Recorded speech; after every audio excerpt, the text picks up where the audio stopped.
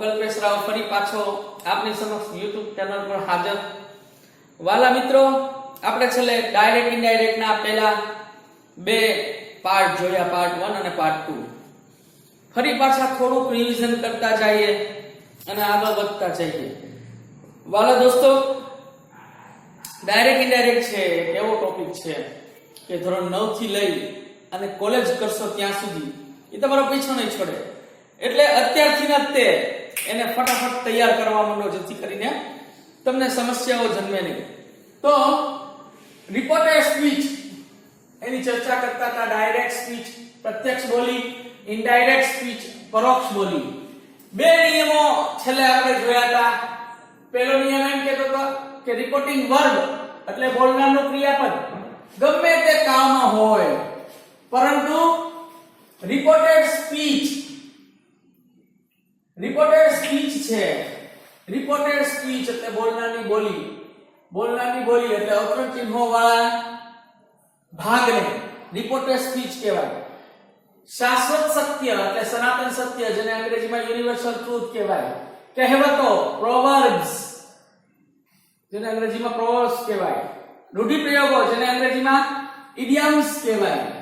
કે કોઈ પ્રકારનું વૈજ્ઞાનિક સત્ય સાયન્ટિફિક ટ્રુથ, ગાણિતિક સત્ય મેથેમેટિક ટ્રુથ, ભૌગોલિક સત્ય જીઓગ્રાફિકલ ટ્રુથ, કોઈ બીજા પ્રકારનું સત્ય એની કાઇન્ડ ઓફ ટ્રુથ હોય તો તેના કાળ કે સર્વનામ કે બીજી કોઈ વસ્તુમાં ફેરફાર થતો નથી, માત્ર સંયોજક ભેટ લગાડાય છે. હવે જો ખાસ નોટ કરવા જેવું છે કે કેમાં ફેરફાર નથી થતો? કાળમાં ફેરફાર નથી થતો, સર્વનામમાં ફેરફાર નથી થતો, કે નજીકની વસ્તુ દૂરમાં રૂપાંતર થતી નથી. માત્ર શું લગાડાય છે? સંયોજક ભેટ લગાડાય છે. બીજો નિયમ આપણે જોયો તો કે રિપોર્ટિંગ વર્બ જો સાદા વર્તમાન કાળમાં કે સાદા ભવિષ્યકાળમાં હોય તો રિપોર્ટેડ સ્પીચના કાળમાં કોઈ ફેરફાર થતો નથી. એટલે રિપોર્ટિંગ વર્બ સાદા વર્તમાન કાળમાં એટલે તો કે ભાઈ સે કે સેઝ માં હોય, ટેલ કે ટેલ્સ માં હોય તો એના કાળમાં કોઈ ફેરફાર થતો નથી. સર્વનામો અને નજીકની વસ્તુ દૂરમાં રૂપાંતર થશે, પરંતુ કાળ યથાવત રહેશે. બંને નિયમોને દ્રઢ પાછા કરવા માટે, ફરી યાદ કરવા માટે, ફરી સમજવા માટે બંને નિયમો છે એના વાક્યો ત્રણ થોડાક જોઈ લઈએ આપણે, પછી આગળ વધીએ. અહીંયા જુઓ, પહેલો નિયમ એમ કહે છે કે રિપોર્ટિંગ વર્બ કોઈ પણ હોય, વર્તમાન કાળમાં હોય કે ભૂતકાળમાં હોય, પણ રિપોર્ટેડ સ્પીચ એટલે અવતરણ ચિહ્નો વચ્ચેના વાક્યો એ કોઈ પણ પ્રકારના સત્ય હોય, સનાતન સત્ય, વૈજ્ઞાનિક સત્ય, ગાણિતિક સત્ય, કહેવતો, રૂઢિપ્રયોગો, તો એના કાળમાં ક્યાંય ફેરફાર થતો નથી, સર્વનામમાં ફેરફાર થતો નથી. માત્ર શું લગાડાય છે? ધેટ લગાડાય છે. એ પહેલો નિયમ એમ કહે છે. બીજો નિયમ એમ કહે છે આપણને, બીજો નિયમ એમ કહે છે કે રિપોર્ટિંગ વર્બ છે એટલે બોલનારનું ક્રિયાપદ એ સાદા વર્તમાન કાળમાં કે સાદા ભવિષ્યકાળમાં હોય. સાદા વર્તમાન કાળ એટલે સે કે સેઝ અથવા તો ટેલ કે ટેલ્સ. સાદો ભવિષ્યકાળ એટલે શેલ વિલ વત્તા સે, એવી જ રીતે શેલ વિલ વત્તા ટેલ. તો એના કાળમાં કોઈ ફેરફાર થતો નથી, કાળ યથાવત રહે છે આવા વાક્યોમાં. એટલે સાદા વર્તમાન કાળમાં રિપોર્ટિંગ વર્બ સાદો વર્તમાન કાળ કે સાદા ભવિષ્યકાળમાં હોય તો એનું ઇનડાયરેક્ટ કરો તો કાળ એનો યથાવત રહે છે. હા, સર્વનામ અને નજીકની વસ્તુ દૂરમાં રૂપાંતર થાય છે. બંને નિયમો ઉપરથી થોડા વાક્યો આપણે જોતા જઈએ. પહેલું વાક્ય એમ કહે છે કે રોહન સેઝ ટુ મોહન. રોહન મોહનને કહે છે, શું કહે છે? કે God helps those who help themselves. Rohan મોહનને કહે છે કે ભગવાન એને મદદ કરે છે કે જે પોતાની જાતને મદદ કરે. અહીંયા જુઓ, રિપોર્ટિંગ વર્બ સાદા વર્તમાન કાળમાં છે, ક્રિયાપદને એસ લાગી. હવે વાક્યની અંદર ઇન્વર્ટેડ કોમાની અંદર, એટલે આને રિપોર્ટેડ સ્પીચ કહેવાય, એની અંદર કયો કાળ છે? તો કે કાળ જે હોય પણ અંદર જે આપેલું વાક્ય છે એ કહેવત છે. એટલે અહીંયા માત્ર સંયોજક ભેટ લગાડીને વાક્ય જોડાશે, બીજું કશું જ નહીં થાય. અહીંયા રૂપાંતર થશે રોહન ટેલ્સ ચૂણી આવે મોહન સંયોજક શું લગાડાશે that God helps those who help themselves. આવું વાક્ય થયું. અહીંયા મેં શું કહ્યું માત્ર સંયોજક એક જ વસ્તુ કરી સંયોજક ભેટ લગાડી. શું કામ? કારણ કે રિપોર્ટેડ સ્પીચ નું વાક્ય છે એ કહેવત રૂઢિપ્રયોગ કે કોઈ પણ પ્રકારના સત્ય સનાતન સત્ય વૈજ્ઞાનિક સત્ય ગાણિતિક સત્ય કોઈ પણ પ્રકારના ટ્રુથ હોય તો આવા વખતે માત્ર સંયોજક ભેટ લગાડીને વાક્ય રૂપાંતર થાય છે. બીજું વાક્ય સુરેશ said to સુજાતા. બોલનાર સુરેશ છે, સાંભળનાર છોકરી સુજાતા છે. Time and type weight four none. સમય અને ભરતી કોઈ રાહ ન જોતા. આ પણ કહેવત છે તમારી સામે મૂકેલી છે. શું થશે તો કે સુરેશ tells સુજાતા. તું નો આવે tells પછી સંયોજક મુકાશે that. વાક્ય એમને એમ મુકાશે ટાઈમ એન્ડ ટાઈ. સમય અને ભરતી wait for none. કોઈની રાહ જોતા નથી. એવું વાક્ય રૂપાંતર થશે. બીજું વાક્ય જુઓ અમિત said to જયા. અમિતાભ બચ્ચન ને જયા બચ્ચન ની વાત છે.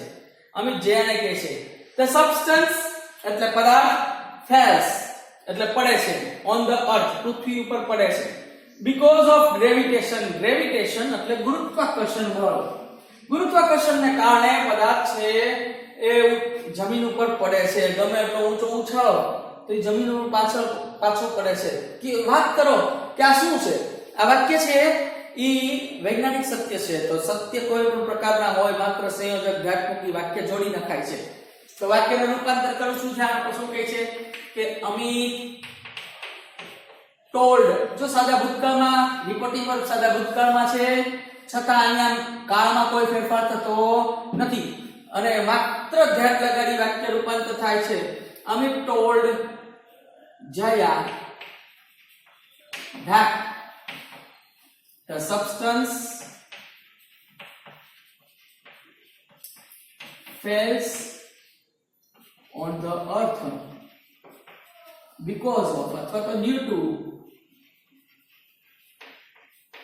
gravitation. આ રીતે મારા દોસ્તો આ પહેલા નિયમની વાત કરી.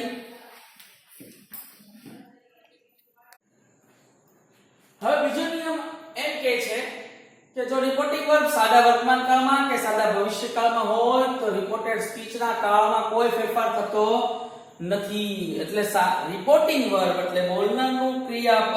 આ બોલનારના ક્રિયાપદ છે.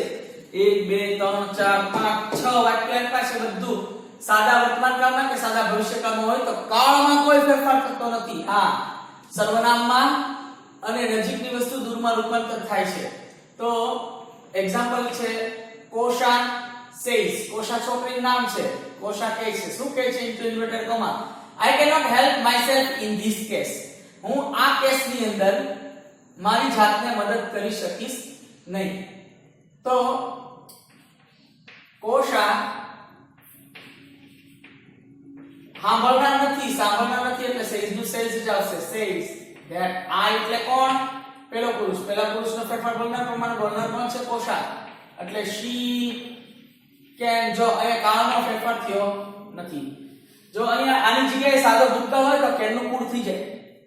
may હોય તો એનું might થઈ જાય. will નું મૂળ થઈ જાય. સમજો છો આ વાત? I can not help. હવે myself છે. I me my myself. તો પેલા પુરુષનો ફેરફાર બોલનાર પ્રમાણે બોલનાર કોશા છે she her herself.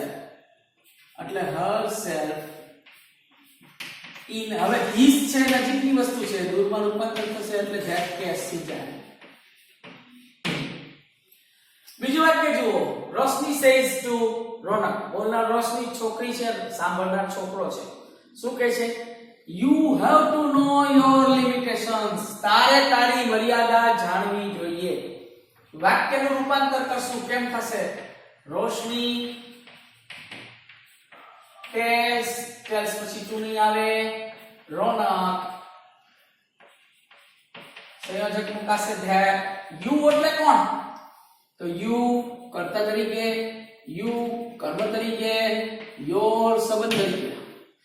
યુ બીજા પુરુષનું સર્વનામ છે, બીજા પુરુષનો ફેરફાર સાંભળનાર પ્રમાણે સાંભળનાર રોનક છે એટલે હી, હી જેવું થશે. તો કેમ રૂપાંતર થશે? તો યુ એટલે કોણ? તો કે હી હેઝ, અહીંયા હેવ છે, યુ ની આરે હેવ વપરાય, હી ની આરે હેઝ વપરાશે. હી હેઝ ટુ નો. હવે યોર લિમિટેશન, યોર છે તો બીજા પુરુષના સર્વનામના ફેરફાર સાંભળનાર પ્રમાણે સાંભળનાર રોનક છે એટલે હી, હિમ, હિઝ.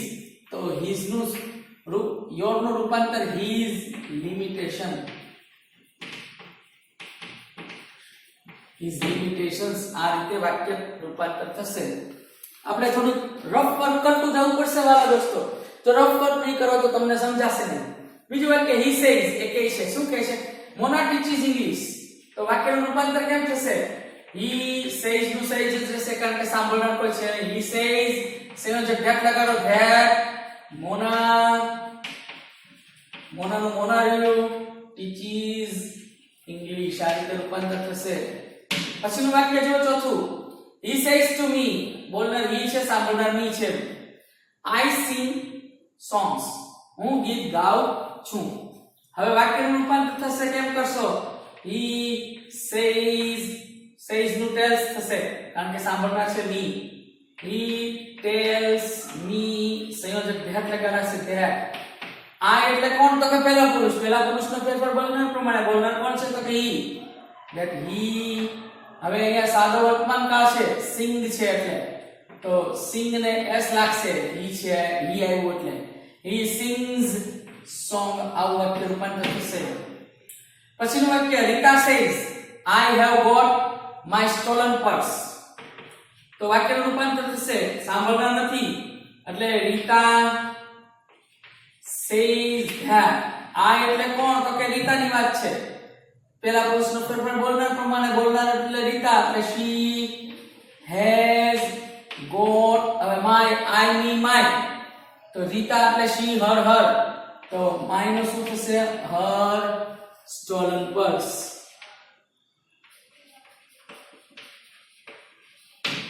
પછીનું વાક્ય જુઓ, વિપુલ says to સુજાતા. બોલનાર વિપુલ છે, સાંભળનાર સુજાતા છે. I run for 2 miles every morning. તો વાક્યનું રૂપાંતર કેમ થશે? વાક્યનું રૂપાંતર એમ થશે, વિપુલ ટેલ્સ સુજાતા. સંયોજક ધેટ વાપર્યું, ધેટ. આ એટલે કોણ? તો કે વિપુલ. વિપુલ એટલે તો કે હી. હવે આ સાદા વર્તમાન કાળ છે તો હી માં સાદા વર્તમાન કાળમાં ક્રિયા પણ s લાગશે. he runs for 2 miles every morning. આ રીતે વાલા દોસ્તો આપણે જોયું કે નિયમ પહેલો અને નિયમ બીજાને ફરી પાછા આપણે પુનરાવર્તન કરી એના વાક્યો દ્વારા થોડી પ્રેક્ટિસ થી સમજાવવાનો પ્રયત્ન કર્યો.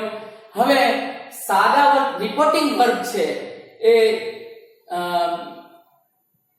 સાદા વર્તમાન કાળ અને સાદા ભવિષ્યકાળની વાત કરી. હવે સાદા ભૂતકાળમાં જ્યારે રિપોર્ટિંગ વર્ગ આવે ત્યારે શું થાય છે એની ચર્ચા હવે આપણે કરીએ.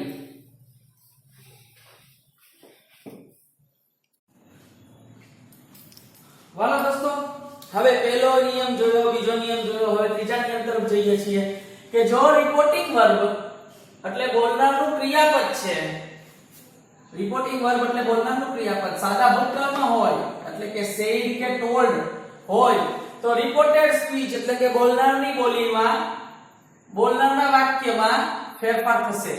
જુદા જુદા ફેરફાર થશે. ક્યાં ફેરફાર થશે એની આપણે ચર્ચા કરીએ. ડાયરેક્ટ સ્પીચમાંથી ઇનડાયરેક્ટ સ્પીચમાં રૂપાંતર કરવા માટે નીચે મુજબના ફેરફારો થાય છે.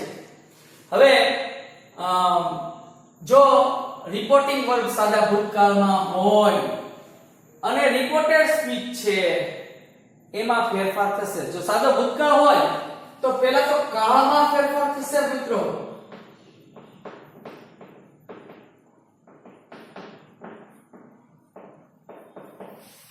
કાળમાં ફેરફાર થશે એ આપણે પછી જોઈએ. મુખ્ય ફેરફારો પહેલા જોઈ લઈએ. એટલે કાળમાં થતા ફેરફારો છે, જો is am are હોય તો was were થઈ જાય, જો has have હોય તો had થઈ જાય, જો shall હોય તો should થઈ જાય, will હોય તો would થઈ જાય, may હોય તો might થઈ જાય, can હોય તો could થઈ જાય. જો સાદો વર્તમાન કાળ હોય તો એનું સાદા ભૂતકાળમાં રૂપાંતર થઈ જાય, જો ચાલુ વર્તમાન કાળ હોય તો ચાલુ ભૂતકાળમાં રૂપાંતર થઈ જાય, જો પૂર્ણ વર્તમાન કાળ હોય તો પૂર્ણ ભૂતકાળમાં રૂપાંતર થઈ જાય. તો આ રીતે કાળમાં ખાસ જો રિપોર્ટિંગ વર્બ છે એ સાદા ભૂતકાળમાં હોય એટલે કે said કે told માં હોય તો રિપોર્ટેડ સ્પીચના વાક્યોમાં ફેરફાર કાળમાં ફેરફારો થશે. એ આપણે શીખીએ એ પહેલા ડાયરેક્ટ સ્પીચમાંથી ઇનડાયરેક્ટ સ્પીચમાં રૂપાંતર કરવા માટે નીચે મુજબના ફેરફારો થાય છે. અહીંયા ફેરફારો વિશે પહેલા સમજી લઈએ. ટોટલ ફેરફારો કેટલા છે?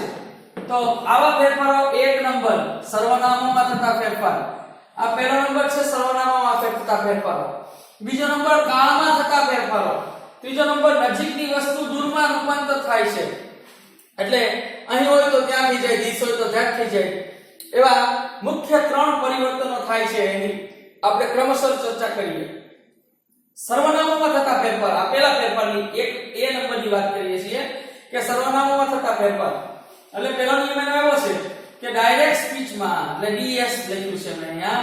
ડાયરેક્ટ સ્પીચમાં ના પ્રથમ પુરુષના સર્વનામો, પહેલા પુરુષના સર્વનામો છે ક્યાં ક્યાં? તો કે I, me, mine, mine, myself, we, us, our, ours, ourselves.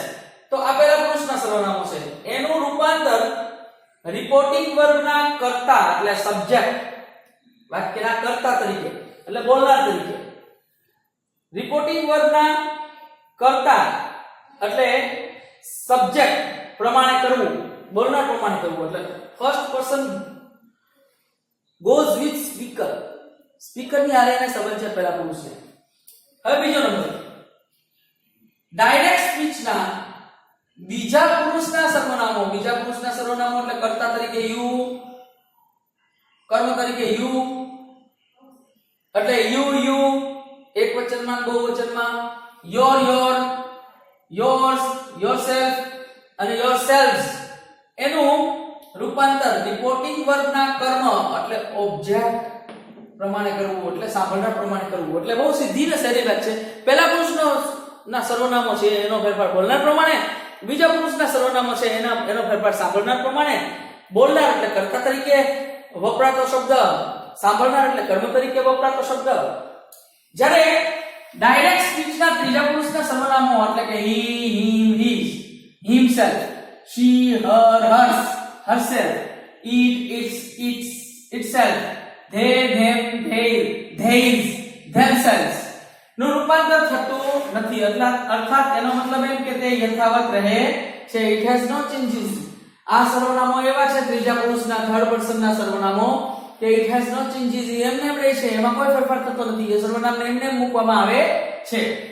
હવે નીચેનું સૂત્ર ખાસ યાદ રાખો. આ સૂત્રને સમજવા માટે ફર્સ્ટ પર્સન સબ્જેક્ટ પ્રમાણે એટલે બોલનાર પ્રમાણે પહેલા પુરુષનો ફેરફાર બોલનાર પ્રમાણે, સેકન્ડ પર્સન ઓબ્જેક્ટ એટલે કર્મ પ્રમાણે બીજા પુરુષનો ફેરફાર સાંભળનાર પ્રમાણે કરવાનો છે.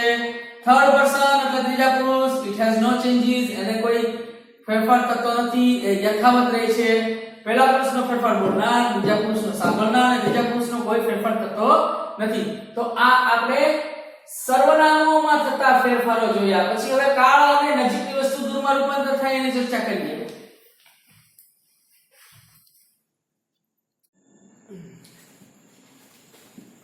છેલ્લે દોસ્તો આપણે ડાયરેક્ટ માંથી ઇનડાયરેક્ટ માં રૂપાંતર કરવાના જુદા 3 નિયમોની વાત કરી હતી.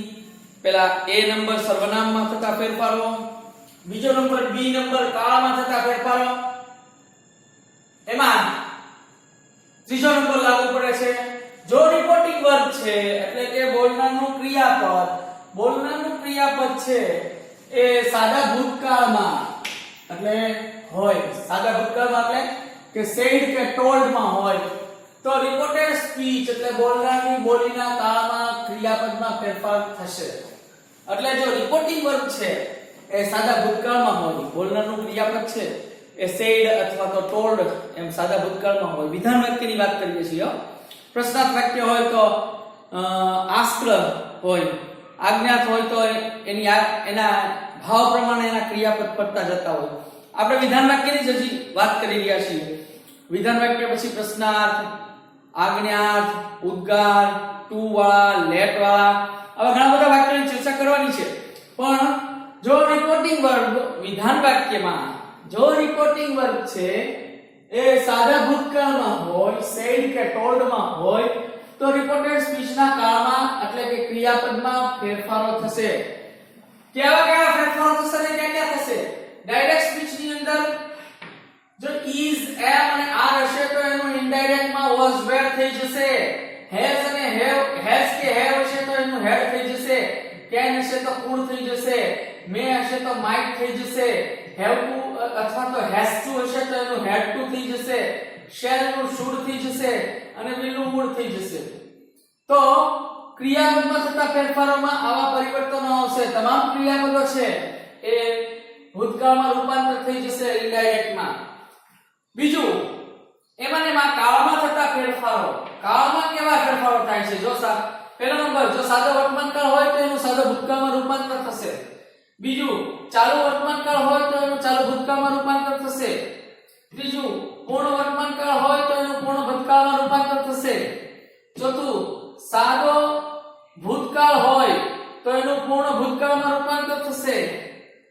પાંચમું, સાદો ભવિષ્યકાળ હોય એટલે કે shall કે will વાળા વાક્ય હોય તો એને shall નું should માં અને will નું would માં રૂપાંતર થશે. તો વાલા દોસ્તો, આપણે સર્વનામમાં થતા ફેરફારો જોયા, ક્રિયાપદમાં થતા ફેરફારો જોયા. હવે સી નંબર, નજીકની વસ્તુ દૂરમાં રૂપાંતર થશે, કેવી રીતે થશે એની ચર્ચા કરશું. તો વાલા દોસ્તો, સી નંબર, નજીકની વસ્તુ દૂરમાં રૂપાંતર કેમ થશે, કઈ રીતે? ડાયરેક્ટ સ્પીચ માંથી ઇનડાયરેક્ટ માં કરતા ધીસ હોય તો ધેટ થઈ જશે. ધીસ એટલે આ, ધેટ એટલે પેલું. ધીસ THESE ધીસ હોય તો THOSE ધોસ થઈ જશે. આ બહુવચનમાં એનું પહેલા બહુવચનમાં થશે. HERE here એટલે અહીં હોય તો ધેટ એટલે ત્યાં થઈ જશે. એનો W નાઉ એટલે હવે હોય તો THEN ધેન એટલે પછી થઈ જશે. એગો હોય તો બિફોર થઈ જશે. ટુડે એટલે આજે હોય તો ધેટ ડે તે દિવસે થઈ જશે. યસ્ટરડે હોય તો ધ પ્રીવિયસ ડે અથવા તો ધ ડે બિફોર થઈ જશે. લાસ્ટ યર અથવા તો લાસ્ટ વીક હોય તો ધ પ્રીવિયસ યર અથવા તો ધ પ્રીવિયસ વીક થઈ જશે. ટુમોરો હોય તો ધ નેક્સ્ટ ડે અથવા તો ધ ડે આફ્ટર એવા ફેરફારો થશે. મુખ્ય ત્રણ ફેરફારો આપણે એક પછી એક જોયા. સર્વનામમાં થતા ફેરફારો, કાળમાં થતા ફેરફારો એટલે ક્રિયાપદમાં થતા ફેરફારો અને નજીકની વસ્તુ દૂરમાં રૂપાંતર કરતા એમાં થતા ફેરફારો. હવે વહાલા દોસ્તો, આવતા ક્રમમાં આપણે વિધાન વાક્યની પ્રેક્ટિસ કરશું.